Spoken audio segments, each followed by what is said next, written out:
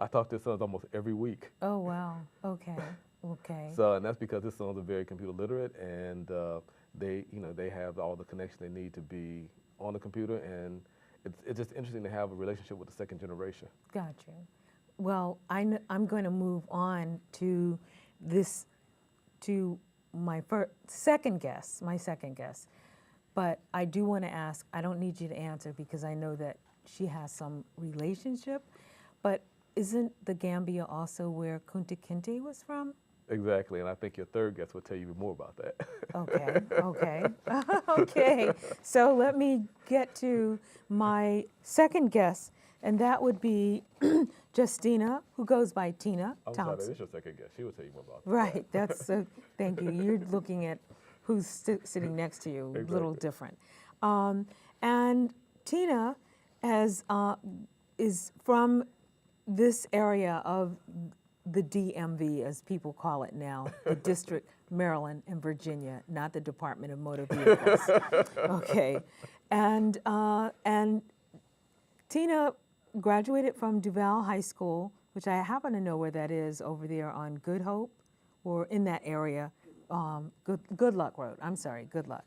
And she's a cosmetologist, and actually her connection to the Gambia, her grandmother and Alex Haley were second and third cousins, and Tina chose to go. And Tina, by the way, is the young lady sitting at the far end, just in case our cameras are not picking her up. That's Tina, and she had three major things that you wanted to do, that you wanted to accomplish, and it was about delivering sewing machines, walkers for babies or walkers for adults? Adults. For adults, okay. Toys, toiletries, and other items for the Baptist Church and the Juffery Village, and her home, which is the home of Kunta Kinte, and to also help pay school fees for several Gambians. And it says three major accomplishments, and I have two. Is there another one? Did I miss something?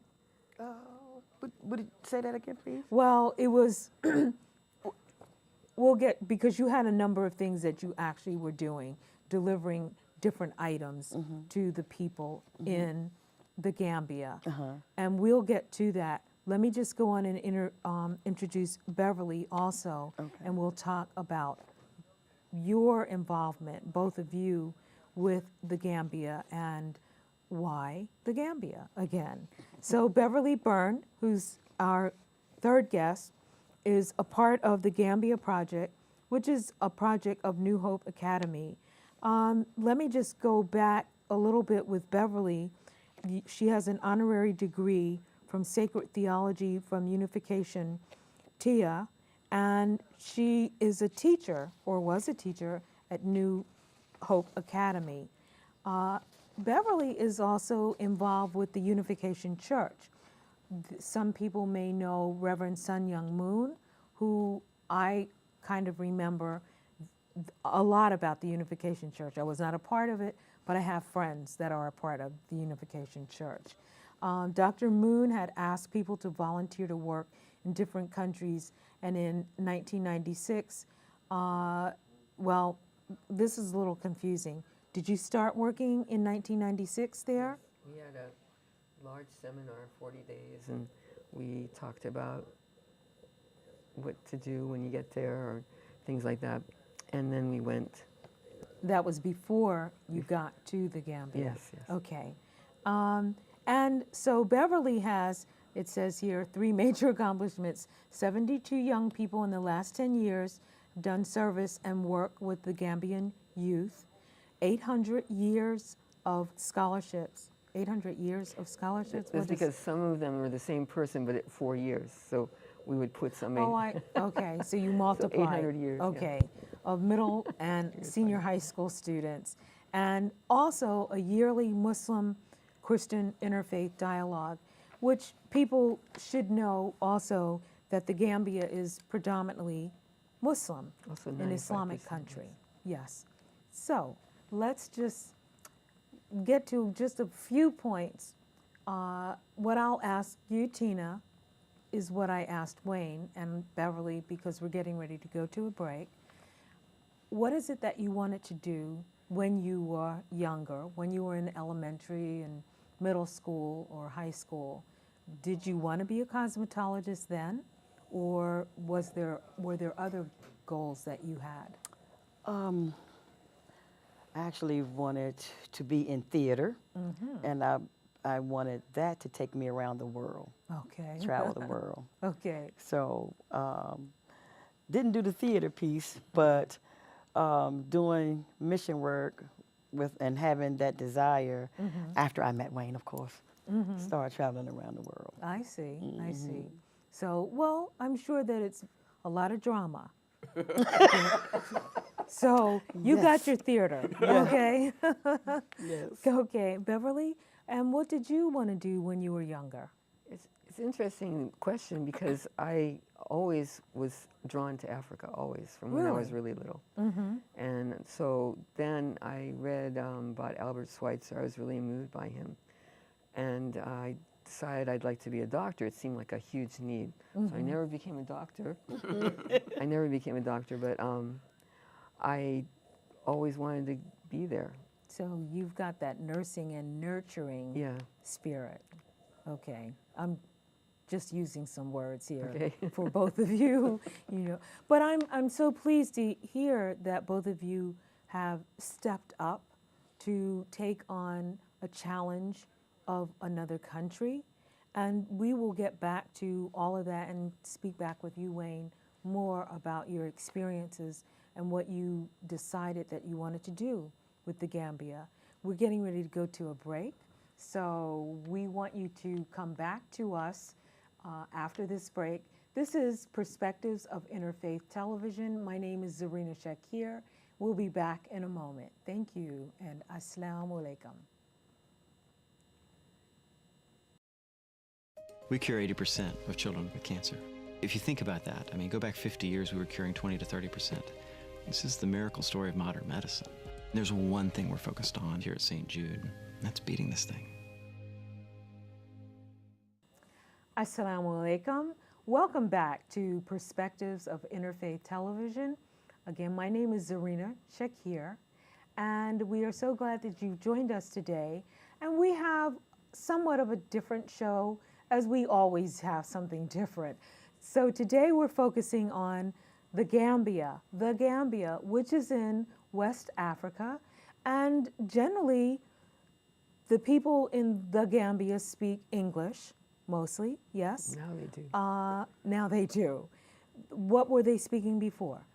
There's 7 local languages that are major languages. Or- Mandinka and Wolof, Fula, and Mandinka. Jollof. Okay. Then let me just ask you, Beverly, for you, why did you choose to work? I mean, I know that this was also part of the mission for the Unification Church. So explain what that's about. Well, we really feel that the whole world needs to be united to make peace really lasting in the world, and that we can't think that we can just live in this country very comfortably and it's going to be like that forever, but that we need to really bring God's love to everywhere we go and meet like-minded people and try to build something. So we received the Gambia as a plan, and I thought this is perfect because I'm small. The Gambia is small. It works. That's how you did that? Okay. Kind of like that. And then at that point, there were only 1.2 million people. I thought, okay, maybe I can make a difference. But I had my husband went first, but he got skin cancer, malaria. He got all the difficult things. So he can't go there so easily. But I've been really lucky to survive.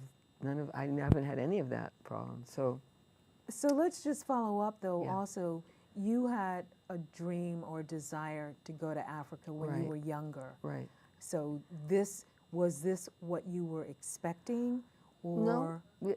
But it felt completely right. So when I went the first time, I had this uncanny experience when I got off the airplane.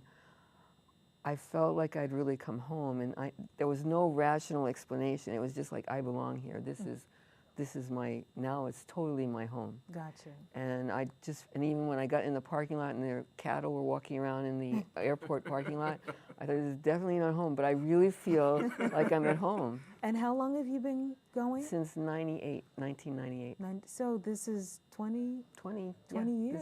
20th Oh, year. and I got to add to this, she's also post on Facebook her sitting in a house without air conditioning. It's hot there. Very hot. Yes, most of the time it's hot. But she can take the heat. Okay. Oh, and For me, I well, if cannot. if you're dealing with Wayne, yes, you could take the heat. Okay. And let me just ask you before I move on to you, Tina. Tell me, as a Caucasian, I mean, come on, you're white, That's true. I'm thinking, right? You say that's true. There are a lot of times that people just don't get it. So what do other people ask you about your involvement with the Gambia? People like it. I haven't had any flack or anything. Now, I don't No. mean the people in the Gambia. I mean No, people I here. mean here. Okay. I work at an amazing school, and everybody's very supportive. I live in PG County, Okay. so that's pretty supportive. Everybody knows about Alex Haley, so they feel a link already. Mm-hmm. And I have had tremendous support from my spiritual community and my school, just tremendous support. Gotcha. And I'm really grateful for I feel like we're all doing it together. I don't feel like I've done much, but just tremendous support from people. Now, the school that you teach at, is that a public school? No, or is it's it a private school called New Hope Academy, Yes. and it's in Landover Hills in Maryland. And it's a God-centered school. We have people from all different religions or non-religion. Really? And we were talking about inclusivity, and I thought, wow, that's where we're at. So it's not part of the Unification No, Church. It's an entity unto its Yeah. own. Okay. Yeah. Is it part It of was a founded by school? members of the Unification Church, but Oh. actually there's people from about 25 different religions there. Okay. Well, 25 different. Well, let me move on to Tina and ask you, Tina. Now, this question might be a little, I don't want it to sound negative at all.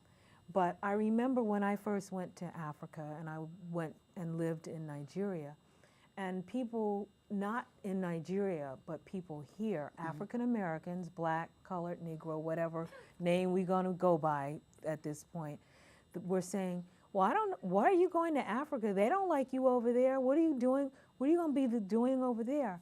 Did you ever get that kind of question from the folks here? And what was the acceptance or reception that you received once you got to the Gambia? Yes, I got that response, and I felt very welcome when I got to Gambia, and I felt like I was at home. I feel like that is my home at this point. Yes. And my response to some of the people who asked those questions was, I am African, so Right. there's no difference. Yes. We're all the same. Yes. So that's my response. Okay. And because I know what that's like. Yes. But you handled it. Right. And Yes. And yes, Africa is our home. Let me just say to all of you and to our viewers, when I did get to Nigeria, which was my first trip into Africa, and I had a job there, I literally got off the plane and kissed the ground because I said, I'm home. And I knew that my mother, my grandparents, and my ancestors that were all here for many, many, many, many years. Someone asked me just yesterday, where are you from? And I said, New Jersey? No, where are you from? And I said, where do you want me to be from? I'm not following this question. He was from Turkey.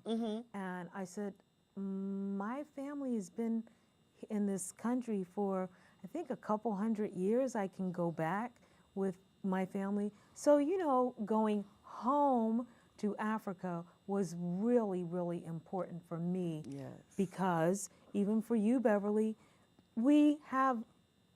there's something in us that says, I want to go there.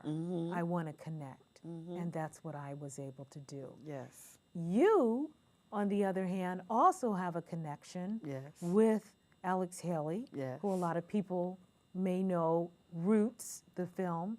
Those that don't, who are younger and never heard of the film or the show, Or they saw or Roots Kunta too. Kinte, or right. Or whatever it It's was. Kunta the remake. Kinte was the ancestor of Alex Haley. So how did you feel when you found out that your grandmother, was it your grandmother and his- Grandmother and Alex Haley. right, They're okay. cousins.